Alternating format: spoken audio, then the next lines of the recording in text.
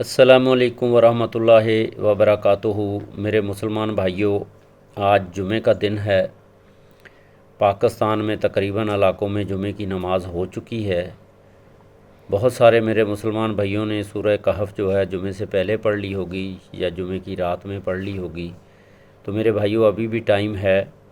عصر کی نماز سے پہلے یا عصر کی نماز کے بعد تک، مغرب سے پہلے پہلے آپ جو ہے سورہ کہف کی تلاوت کریں۔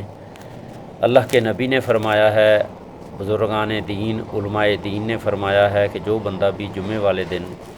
سورہ کہف کی تلاوت کرے گا، اللہ سبحانہ و تعالیٰ کی طرف سے اس جمعے سے لے کے آنے والے جمعے تک اس کے اوپر نور کی بارش ہوتی رہے گی، اور اس کا جو اجر و ثواب ہے وہ اپنی جگہ پہ ہے، جو انعامات ہے وہ اپنی جگہ پہ ہے۔ اور جو دنیاوی معاملات ہیں، اس میں دو انسانوں کہہ لو، مسلمانوں کہہ لو، دو بھائیوں کے معاملات ہیں، اس کا ذکر کیا گیا ہے، امیر غریب بھائی کا۔ اس کے بعد صحاب کہف کا ذکر کیا گیا ہے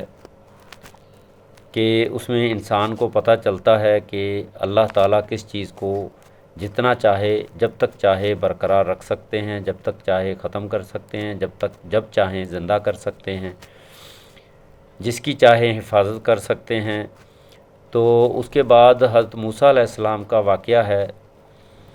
حضرت خضر علیہ السلام کے ساتھ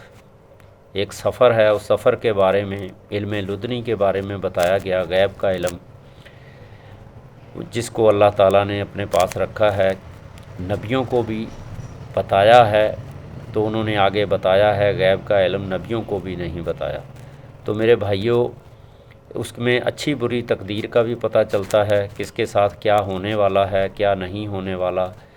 یہ اللہ تعالیٰ کی طرف سے ہے۔ اچھی تقدیر پہ شکر کریں اللہ تعالیٰ کا، بری تقدیر پہ اللہ تعالیٰ سے حفاظت مانگیں، اللہ تعالیٰ سے مدد مانگیں، اللہ تعالیٰ صبر کی توفیق دے۔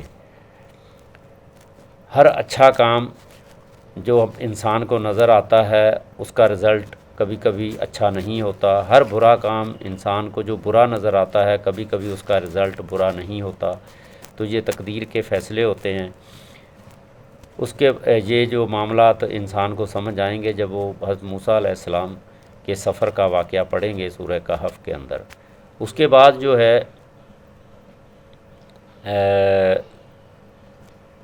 ذوالقرنین کا واقعہ ہے، جس نے پوری روئے زمین کے اوپر حکومت کی، جہاں سے سورج نکلتا ہے اور جہاں سورج غروب ہوتا ہے۔ انہوں نے دیکھا کہ سورج جہاں سے نکلتا ہے وہاں بھی دلدل ہے، کیچڑ ہے، جہاں سورج غروب ہوتا ہے وہاں بھی دلدل ہے، کیچڑ ہے۔ اور اس کے اندر ایک واقعہ یاجوج ماجوج کا بھی ذکر کیا ہے، تھوڑا سا واقعہ کہ وہ اس قوم کے بارے میں بتایا گیا ہے، وہ قوم انسانوں کو نقصان پہنچا رہی تھی، اس سے حفاظت کے بارے میں کچھ ذکر بتایا ہے۔ اس کے بعد اللہ سبحانہ و تعالیٰ نے اپنی ذات کے بارے میں بتایا ہے کہ اللہ تعالیٰ کی کائنات، اللہ تعالیٰ کی ذات لامحدود ہے، جس کی کوئی حد نہیں ہے۔ انسان اگر اس کی تعریف، اس کے بارے میں لکھنا چاہے، اس کی تعداد، اللہ تعالیٰ کی چیزوں کو لکھنا چاہے، اللہ تعالیٰ کی کائنات کو لکھنا چاہے، تو وہ پوری دنیا کی درخت قلمیں بن جائیں اور سمندر جو ہے سیاہی بن جائے، سمندر ختم ہو جائے گا، لیکن اللہ تعالیٰ کی تعریف، اللہ تعالیٰ کی کائنات، اللہ تعالیٰ کی جو کائنات کے بارے میں وہ ختم نہیں ہوگی، یہاں تک کہ دوسرا سمندر لے آؤ، تیسرا لے آؤ۔ یہ بھی اللہ تعالیٰ نے سورہ کہف کے آخری حصوں میں بتا دیا، اور یہ بھی بتا دیا کہ جو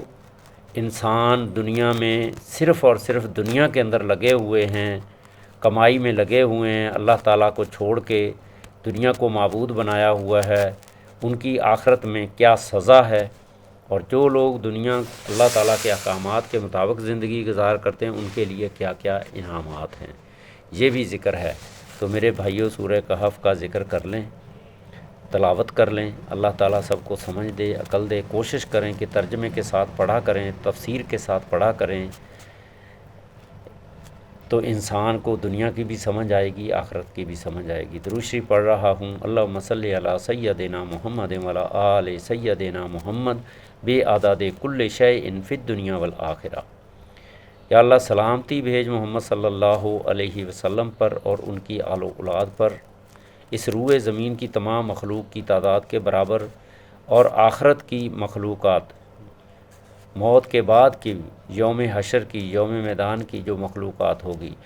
اس کے مطابق، اس کے برابر یا اللہ رحمت نازل فرما اللہ کے نبی کے اوپر اور اس کی آل و اولاد پہ، آمین ثم آمین۔ تو میں سورہ کہف پڑھ رہا ہوں، آمین۔